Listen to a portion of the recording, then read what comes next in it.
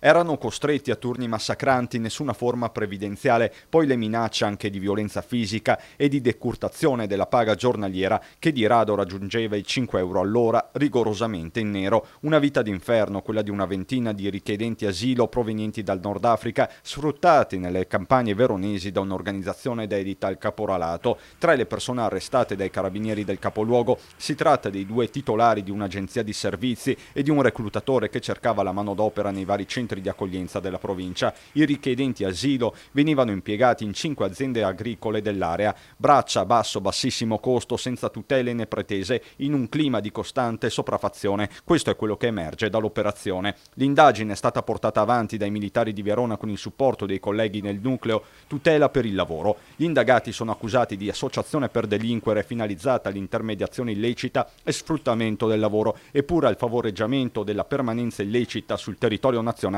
di cittadini extracomunitari. Resta da capire se gli imprenditori agricoli committenti fossero a conoscenza delle reali condizioni di vita dei lavoratori. Anche per loro potrebbero esserci conseguenze giudiziarie.